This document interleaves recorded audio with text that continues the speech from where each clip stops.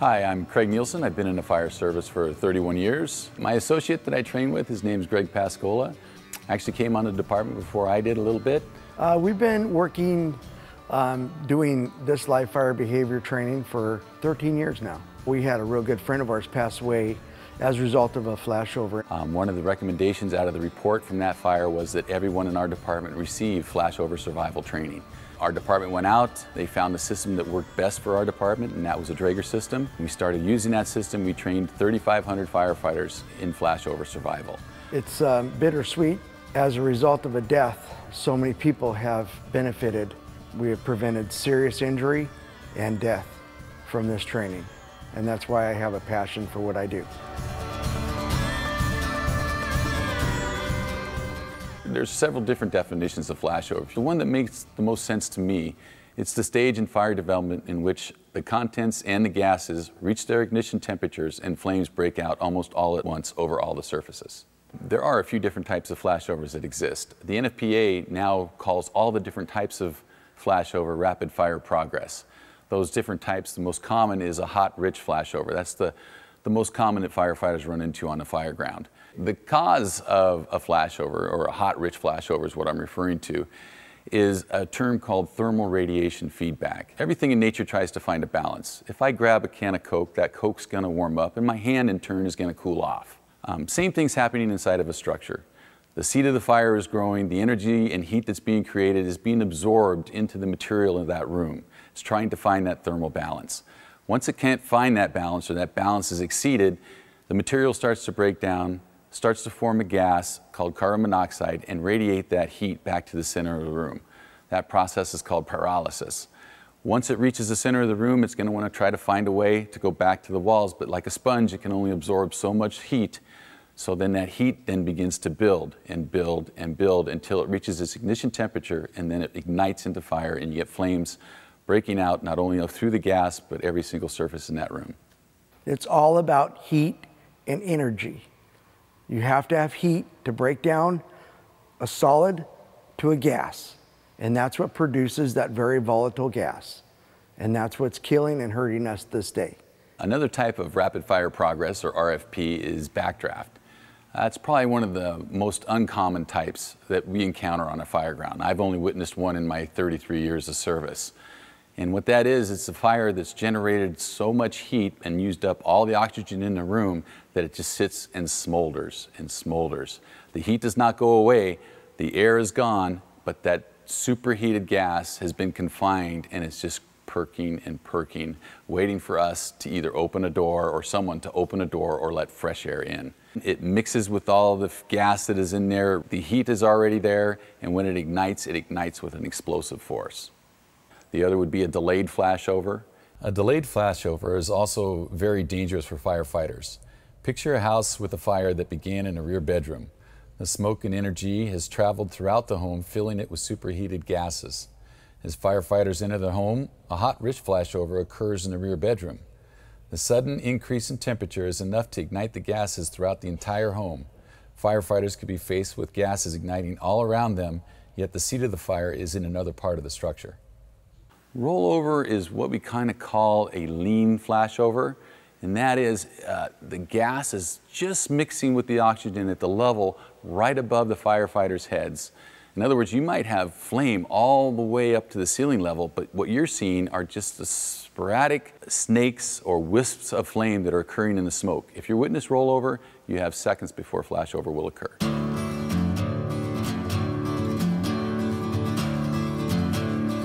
I think there's some misunderstandings about flashover. It's not so much the flashover event, it's the gases associated with the flashover. We have very rich, thick, cooler gas down at the floor level where we're working in. And then as we progress up to the ceiling level, we have a much hotter, leaner gas. At the ceiling level, we could actually have gases that are above their ignition temperature, but too lean to burn. And as we go down 18 inches, we get a little bit richer, cooler gas, a little bit richer, cooler gas, and so on as we get to the lower elevation. Right now, if we recognize that we have high velocity smoke, high heat smoke, right when we begin our entrance, we have to start cooling those gases. Years ago, the school of thought was, hey, get in, put the wet stuff on the red stuff. You'd get pushed and pushed and pushed in, and that's how we're losing people. We have to stop that mindset, back up, and start using a straight stream and cool that hot smoke. It's not the fire that's going to get us, it's that smoke. That smoke is like throwing a gallon of gas in the air and suspending it. That's how flammable that gas is. As often as I've done it, we've actually been able to even accidentally create a flashover on ourselves just because of the wrong nozzle pattern. If we go in with the fog pattern and we start swirling it around and we mix up these different layers, I guarantee you we're going to create a flash on ourselves if we're in a superheated condition.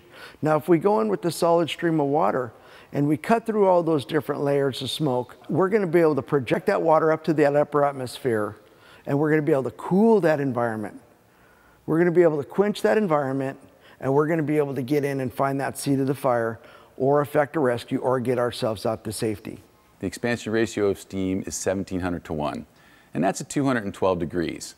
When I began this training and looking through research, I found that the expansion ratio of water when you put into that atmosphere at 1,128 degrees turns into 4,200 to 1. So now 1 gallon of water translates into 4,200 gallons of steam.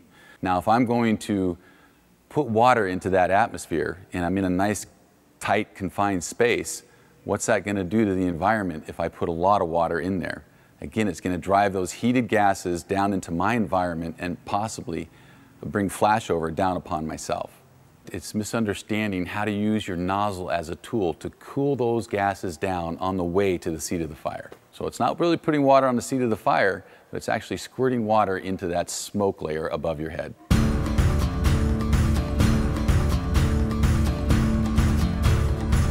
Most of the time, flashover is going to occur on an unvented structure. If we pull up on scene at 2 a.m. in the morning and we have some wispy smoke showing from the eaves, that's not a vented structure. And all our job is to do is to deal with that fire triangle. At that moment, that fire triangle is not complete until we show up on scene. And when we show up on scene and kick in that door, what happens?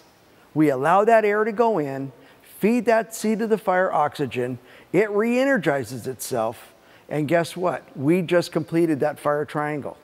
Now our job becomes we have to break up one leg of that fire triangle. So if you ventilate horizontally, you can actually accelerate a fire, and that goes for vertical ventilation too. If you do not coordinate an attack on the seat of the fire and you vertically ventilate a building, you can actually accelerate flashover into that structure. We have to have a coordinated effort. The engine company makes entrance, the truck company vertically ventilates or horizontally ventilates in the right location. We allow the gases to vent, and we allow the environment to clear up, and we can attack the seat of the fire a little bit more rapidly. The problem for us if it's done in an uncoordinated process. If the hole's cut too soon, if the glass is broken too soon, then we actually accelerate the velocity of flame, and we actually engage in a much bigger firefight than we had planned on. Horizontally, if you open doors, windows randomly, you're going to accelerate the growth of that fire if you do not have a hose line in place. Vertically, same thing. If you randomly vertically ventilate a building, you're going to accelerate the fire if you don't have water in place on that seat of the fire. But flashover recognition can start before you even get in your car to go to work in the morning. What type of day do you have? Is it raining? Is it windy? Which direction is the wind coming from? Because all that can have an effect on the way a structure can burn. We have these environmental issues that we have to deal with on scene, and if we open a door and we have a serious wind at our backs, we're going to pressurize that structure. Based upon, is the wind at your back, is the wind at your face, you might want to select a different entry portal just because opening that door will super accelerate the growth of that fire if it's wind driven and the power behind it. Generally in the fire service, we like to go from the uninvolved portion of the structure to the involved portion of the structure. So if it was in a rear bedroom, we'd want to make exit through the front door, therefore not pushing or accelerating the fire through the rest of the structure. That's not to say though, if the fire is really coming out of that back bedroom window, we could perhaps soften the structure, soften the target by directing the straight stream through that window to the ceiling level and at least cooling those gases down, knocking the fire down shortly, and then making our attack from the inside. Hitting it hard from the yard, softening the target. This has been around for several years. It's just now kind of getting refocused right now. If you recognize a certain situation and you know that you have this fire blowing out of a window or blowing out of an opening, go ahead and soften that room. It's okay with that straight stream and a straight stream only, and then make your entrance. Now, there are some steps a firefighter can take to delay flashover, and that's using your nozzle as a tool. And that is to direct that straight stream up to the ceiling level where it's going to be the most effective, and then rotate it throughout the room so that you don't cool that same spot several times in a row. Not just standing there waiting to get to the seat of the fire, but cooling the gases down appropriately and lowering their ignition temperature so that you could probably reach that seat of the fire or effect a rescue or possibly escape the structure. That smoke right there, that high velocity, high temperature smoke, travels at about 15 miles an hour. As you get in, and if you have to retreat, you can't crawl faster than 15 miles an hour. And that fire is going to find you before you find it. The NFPA says a firefighter can travel 2.5 feet a second without a hose line and has 2 seconds to escape if flashover occurs. That translates, if you're more than 5 feet from an exit, you're not going to make it out. Your hose line is going to be your best protection, either going into that building and coming out of that building. So do not leave that hose line behind. We've had firefighters that were told to retreat and back out of the structure and leave their nozzle. They had no water when they retreated, and they were caught in a flashover and unfortunately perished or seriously injured. And so having that water is our safety net.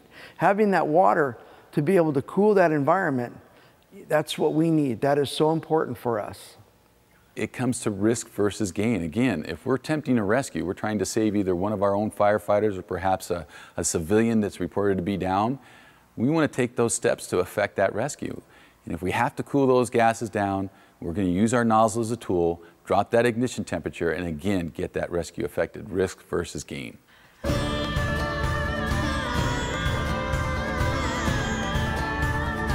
There are several factors in the development of a flashover. Room size is one of them. The larger the room, the taller the ceiling, the longer it might take for that thermal feedback to occur. There's been cases where it's occurred in less than 4 or 5 minutes. And there's been cases where it takes much longer than that based upon the size of the structure. A firefighter can be faced with 2 different types of construction, an older home and a newer home. The older home tends to have legacy fuels, better construction quality that can actually absorb more heat and take longer to get to that flashover stage. A newer home is constructed now with some synthetics, the material inside, the contents inside, again, synthetics that create a lot more BTUs, and the construction is much more insulated so that thermal feedback can happen a lot faster and you can get to that flashover stage much sooner.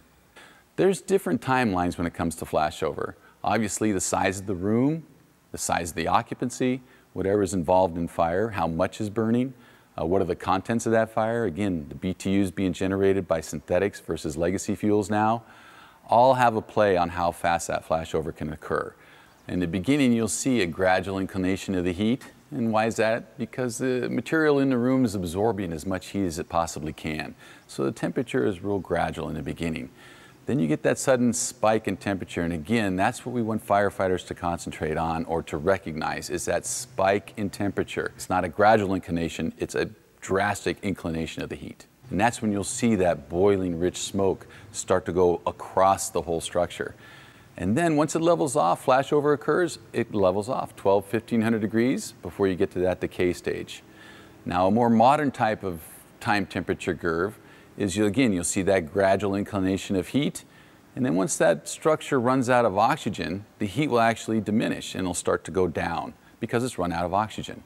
But what do we do as firefighters? We get on scene. We have to get inside to put the fire out, so we open a door, give it that fresh air it needs, and now that spike in temperatures occurs and you get the flashover in just a matter of seconds. Then it levels right off again, 1,500 degrees till you get to that decay stage.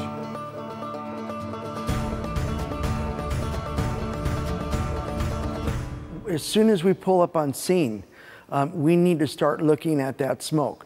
whether it's low pressure smoke or high pressure smoke. And if it's emitting from cracks or if it's emitting from openings in that structure, we need to recognize that, whether it's low pressure or high pressure. You could write a book on smoke recognition because there's virtually a lot of things you can talk about. When it comes to flashover, we're looking at the smoke that has some pressure behind it. Pressure, velocity. That's really what we're focusing on when it comes to identifying the potential of flashover. And then once we make entry into the structure, we need to identify whether it's a river of low pressure smoke exiting, which tells us that it's rather cool inside that environment and we can get in at a much faster rate, versus high pressure, high velocity, high heat smoke. And that's going to tell us that, whoa, we have to slow down and start making some risk versus gain decisions. We kind of use the analogy of it's an upside down witch's cauldron. In other words, if you put the heat above, it's boiling the smoke below. And if you see that boiling smoke, or take that witch's cauldron and turn it upside down, that's the type of smoke that's associated with potential flashover. Usually you'll see that effect on the perimeter walls. As you enter into the structure, look to the perimeter walls because the walls will heat up faster before the center of the room. When you get that witch's cauldron effect throughout the whole structure, that's preeminent to flashover. In other words, flashover is going to come in about 4 to 5 seconds. If you look to the center of the room and the smoke is kind of lazy and it doesn't quite have the velocity of your interior walls, you probably have some time to cool the gases and try to get some work done. Just like an EMS incident, flashover has signs and symptoms. So signs are what you can see and feel. First thing, you have high heat. Where are you feeling that heat? Again, that's a sign of flashover. Are you feeling the heat on your shoulders, on the back of your hands, maybe your ears perhaps? Zero visibility. That's not always true. Sometimes you can have great visibility and there can be superheated gases over your head. Firefighters can enter into a building with a large ceiling, perhaps a drop ceiling, and not know that over their head is 10 feet of superheated gas just climbing to its ignition temperature. And when they ignite, they can drive you right down to the ground. But if we go into a structure and we have smoke all the way down to the floor, which happens quite often, we now have to use our senses. Can I see the seat of the fire? Can I hear the seat of the fire? And can I feel it? If I feel superheat through my PPEs, my protective equipment, I know that I have to start going through those risk versus gain process right now, the decision-making process right now. And I have to start cooling that gas. So if I can't feel heat through my PPEs, I know I'm okay. I know I can start advancing down to find that seat of the fire. If you're witnessing rollover, that's another sign, something you see. Those are the fingers or the snakes of fire in the smoke above you. Also, you have from the outside looking in, pressurized smoke. That's a real good indication that flashover is imminent. So those are signs. What are symptoms? Symptoms is what's actually occurring on the fire ground that you can't see. Well, if you're getting no or inadequate ventilation on that structure, that heat and energy has nowhere to go, so it continues to build within that structure. Also, if you don't put any water on the seat of the fire, it's going to continue to grow and grow until it reaches an ignition temperature, and then you'll get those flames that break out almost all at once.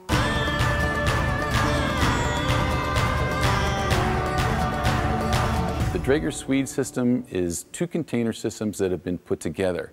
So actually the students are below the simulated 4 level. So they're in a nice, safe environment. We can reach temperatures of 1,500 degrees, but where the students are, it's very comfortable, and we're still able to observe that phenomenon in a nice, safe environment. Okay, as you can see here, we are in the incipient stage of fire development, almost entering the growth stage. As you can see on the right wall, that material has started to break down now from a solid to a gas. In other words, pyrolysis is taking place. Here we see the smoke overhead moving at a relatively low velocity. The heat being generated is not driving that smoke, so we're still in the early stages of fire development here. Now, as the fire is ending into its growth stage, you can see on the perimeter walls how that off-gassing is taking place much more rapidly. And that's because, obviously, your exterior walls and your ceiling heat up and trying to absorb as much heat as it can, heat up much more quickly than the center of the room. And that's where you get this cave type of effect.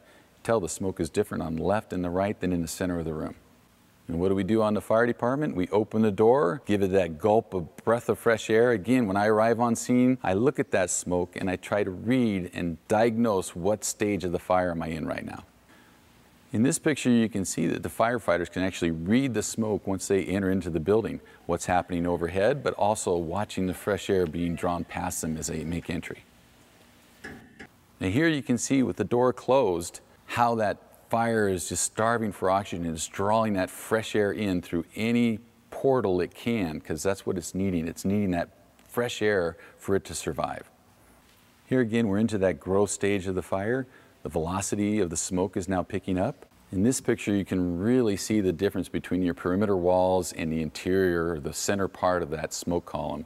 Looking up over our head, you can see on the left-hand side the darker, thicker, boiling smoke, and then look at the center of the room. Again, it's increased in its velocity, but it doesn't have that boiling effect that is preeminent to flashover. Here you can see the fingers in the smoke or the snakes in the smoke. That's rollover. In other words, the oxygen and fuel is mixing to the right level to ignite those gases. Again, you could have rollover occurring over your head, but all you're seeing are the lingering flames right at the smoke level. If you're witnessing that, flashover is imminent. It's coming right behind. And as you see, this room is now being engulfed into fire. Total room involvement, wall to wall, ceiling to floor. It just jumped from 400 or 500 degrees to 1,500 degrees in just a matter of seconds. Looking at this footage, understand that we are below floor level in this Swede simulator in a very controlled environment. Normally speaking, actual structure fire, it's unpredictable, and so it's much different than what you're witnessing here.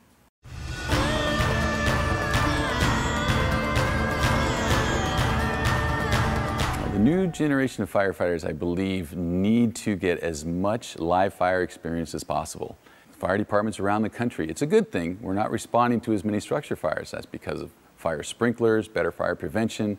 So they're just not getting that hands-on experience. So every opportunity they can to witness the different stages of fire development, to actually use your nozzle in a fire situation, they need to take advantage of that as much as possible. I think firefighters are exposing themselves to the flashover phenomenon much more so because we're so well insulated now. We get this false sense of security. We have hoods, our equipment is better. We're so well insulated that we feel almost invincible, and we're getting deeper and deeper now into structure fires, where in the past we weren't so well protected, and when it got too warm, we had to get out of that building. Now we're staying in there too long, we're getting deeper into structure fires, and we're increasing the potential of being caught in a flashover. At one point, I had 9 firefighters, 3 companies in off of my rig, and as a result of this training, I was able to recognize a really bad condition. I was able to get in the rig and deploy the horn, and they retreated out to safety, and then shortly thereafter it flashed. And I truly believe because of this training, I was able to make an impact on the outcome of this incident. The goals of rapid fire progress recognition are to teach firefighters the signs leading up to flashover.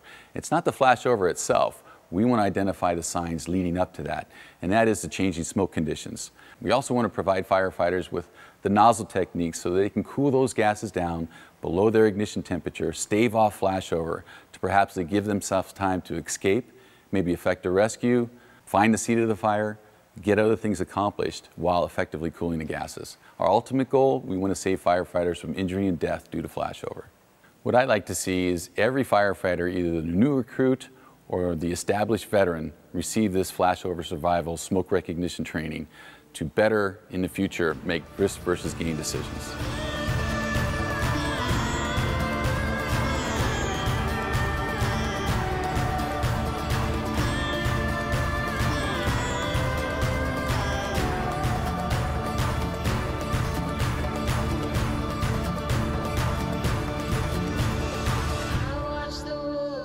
Fighting for your heart,